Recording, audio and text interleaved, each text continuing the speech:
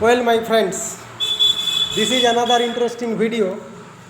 This gentle lady, aged about 49 years, she has been suffering from burning urination. Burning urination. তো তুমি প্রথম একবার যখন আগে এসেছিলে তোমার একটা পেচ্ছাপে জ্বালা যন্ত্রণা হতো। তো তখন আমি কেস টেকিং করে এই ভদ্রমহিলাকে একবার মাত্র ওষুধ দিয়েছিলাম ক্যান্থারিস 30।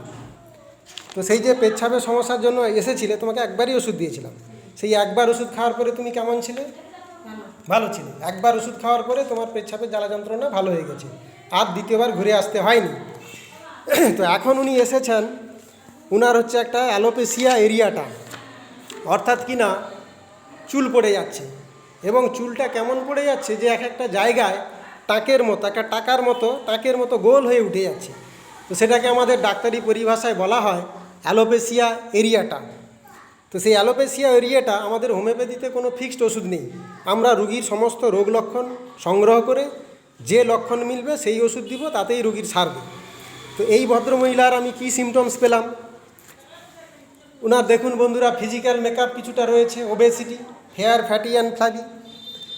এছাড়া ওনার স্ক্যাল্পে একটু ইচিং হয়। আর ফ্যামিলি হিস্ট্রির মধ্যে আমরা পাচ্ছি paternal grandfather suffer from hysteria and mother suffer from ascites. Patient is chilly. তোমার শরীরে শীত বেশি না গরম বেশি? আমাকে কি বলেছিলে? শীতটা একটু বেশি। নার্ভাস হওয়ার কোনো কারণ নেই, স্বাভাবিকভাবেই কথা বলবে। আর সহজে সর্দি কাশি লাগে, একটুতেই ঠান্ডা লেগে যায়, সহজেই সর্দি কাশি লাগে। খিদা বেশি, পিপাসা বেশি।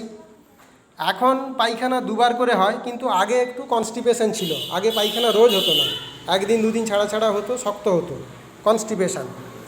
আর শরীরে ঘাম বেশি বলেছ, এবং ঘামটা মাথায় বেশি হয়, এবং মাথার ঘামে বালিশ ভিজে যায়।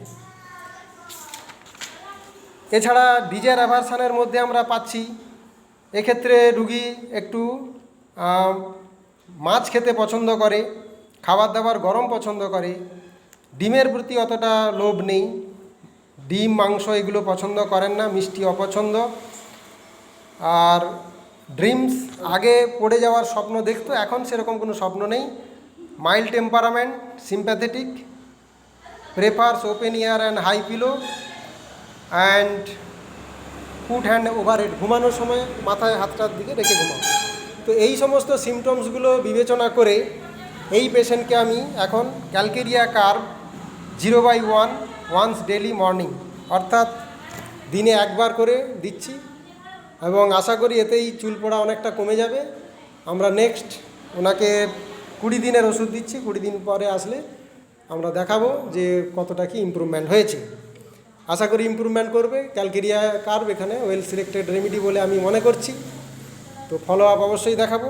তুমি এই ভিডিওটা করার পারমিশন দিয়েছো, সেই জন্য তোমাকে ধন্যবাদ।